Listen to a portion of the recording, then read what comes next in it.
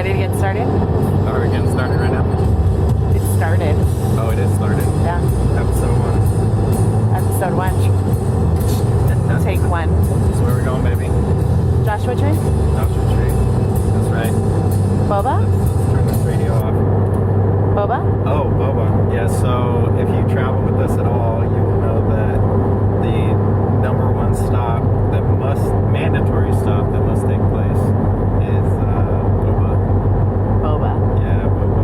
So we are headed north on the I-15 right now, leaving Oceanside, California, and we're gonna stop at our favorite boba place in Temecula, and then be heading up, and we're gonna be hitting Joshua Tree. We were gonna go to Big Bear, but with the overcast weather and these lower temps, I think it would be a good time to hit the desert in mid-August when that normally is impossible. What do you think? Is that worth it? Worth the drive? They're both worth the drive. Yeah, I agree. So, yeah, we're on our way. In the great outdoors, forever free.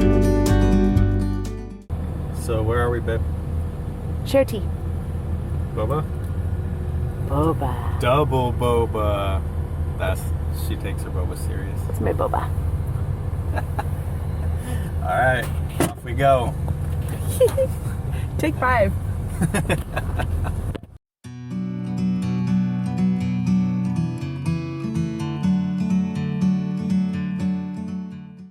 All right, so we just pulled into the visitor center here at Joshua Tree National Park. Don't be fooled, the visitor center is at the entrance in town. It is not by the gate where most visitor centers are, so it's easy to pass by.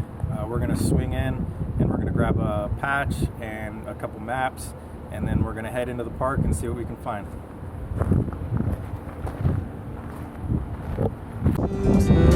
Around you, from a distance you can tell.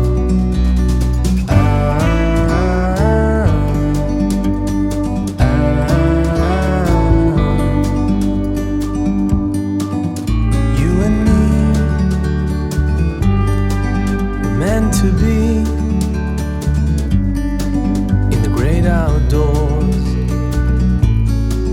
forever free. You and me, meant to be in the great outdoors.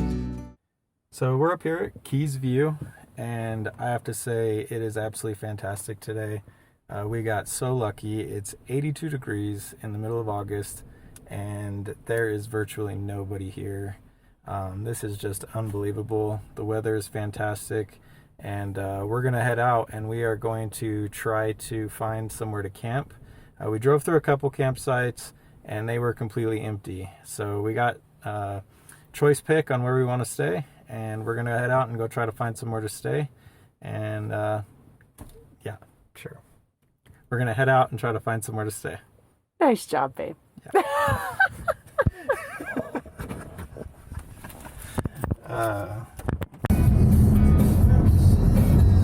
All right, where are we headed? Well, we're going to camp. We are? Are we not? I don't know where we're going. We just saw dirt and wanted to take it. You're a damn liar. So we're headed to, what was it? Something Meadows? Hidden View? Hidden Meadows? Hidden View? Hidden Valley. Hidden Valley, there you go. So we're headed to Hidden Valley. It's on a nice, well-maintained dirt road. Why do I always have music going when we talk? So yes, we're heading to Hidden Valley, Hidden Meadows, Hidden Rocks Camp. And that's nice, well-groomed dirt road, suitable for any 2 or 4-wheel drive vehicle. Particularly rentals.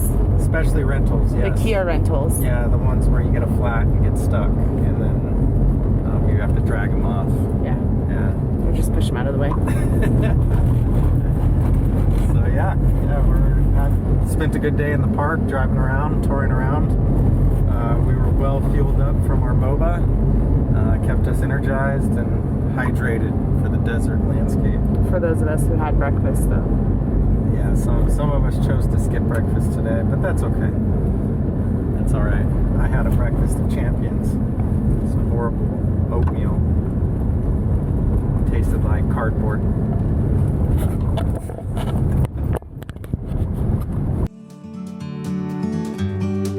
We meant to be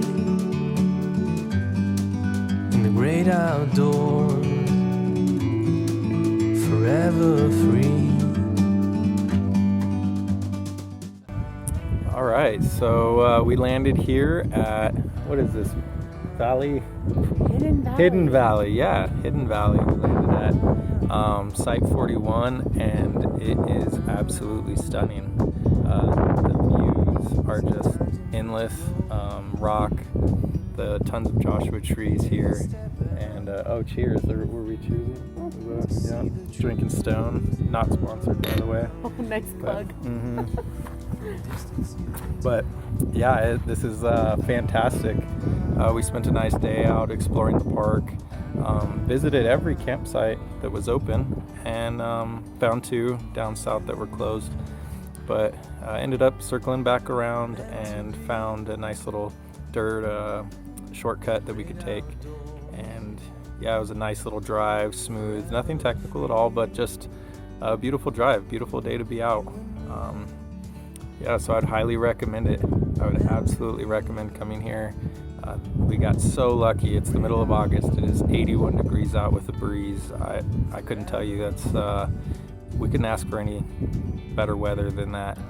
So tomorrow we're actually going to do a little bit more adventuring. We're going to hit Old Grove Road. That's the 4x4 trail, and do some exploring out there, and probably take a visit to the Geology Road and do some touring out there on the dirt.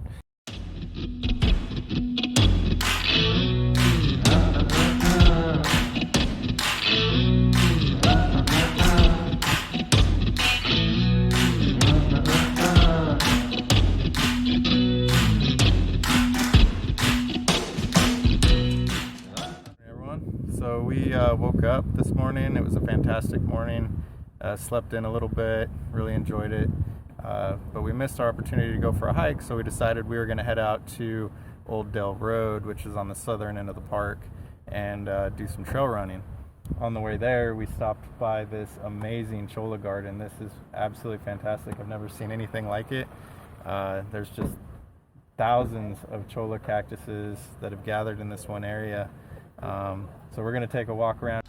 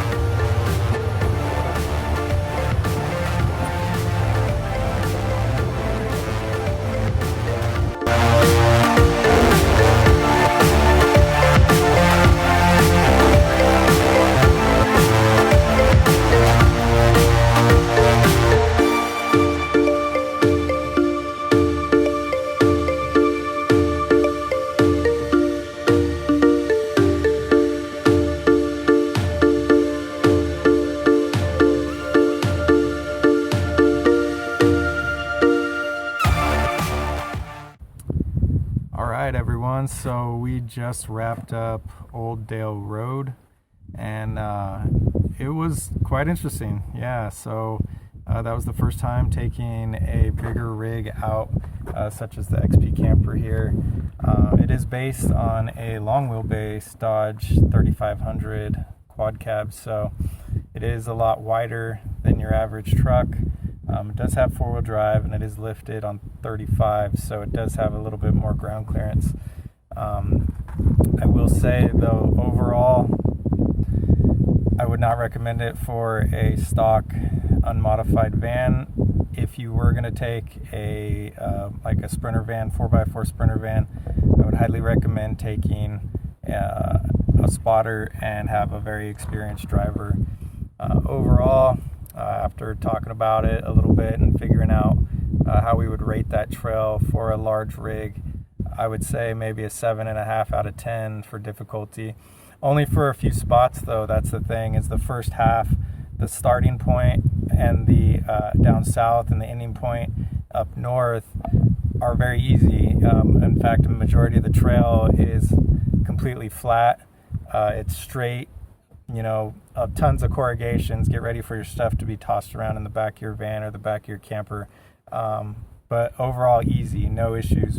It's a little section when you're crossing up and over the pass where things get a little dicey, and I give it such a high rating because there are a few spots where the erosion has caused the trail to wash out, and it is quite narrow. There was one section where I had maybe less than a foot on the side of my camper. I was already butted up as close as I felt comfortable on the rock, and then another section that was less than a foot from the edge due to erosion, and it was just a little squeeze point. If you don't feel comfortable with things like that, you might not want to choose this trail.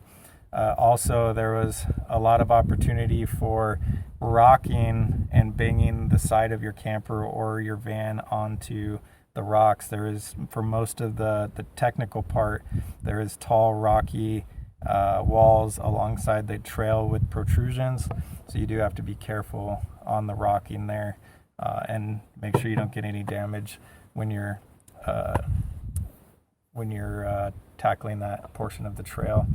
And then the other difficult portion, there was some really rocky, rutted out spots from erosion. It isn't maintained. The national park puts signs up front that I'll post in the video, but they do say it is not maintained, and you can see it. The erosion does go through, so there is some cross camber sections. If you don't have lockers, it might hold you up, and so you keep that in mind. Luckily, the Dodge 3500 is a solid front axle and a solid rear axle, so there's a little bit more articulation than your normal rig. But overall, I think it was a successful run. Can't say I would do it again in the XP, just because the fun factor to the getting stuck or damaged level wasn't quite worth it. Nice scenery, really cool. Is it capable? Yes, it is capable, but not sure I would recommend it.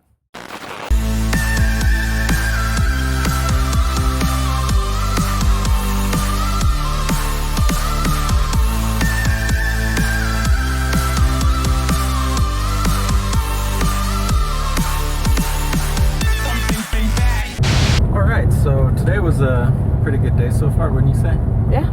Yeah, so we did Old Dell Road, which was hair-raising at a few spots. And where else did we go? The Integratron? Yeah, Integratron. Went and checked that out. If you haven't spent any time in Landers, Joshua Tree area, I highly recommend stopping in to this.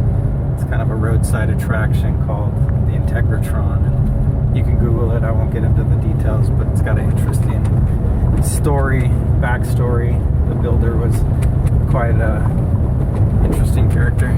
So then we headed out towards the Giant Rock, which has a little bit of connection to the Integratron, and that's where we're leaving now. We didn't get any footage there because we're pretty disappointed in how defaced it was with graffiti and spray paint. It was kind of maddening. There was a few groups camping around the rock, and we didn't really feel like hanging out. recording that it had been defaced. It's kind of sad to see it that way, and frankly kind of angers us to see people disrespect and destroy natural landscapes.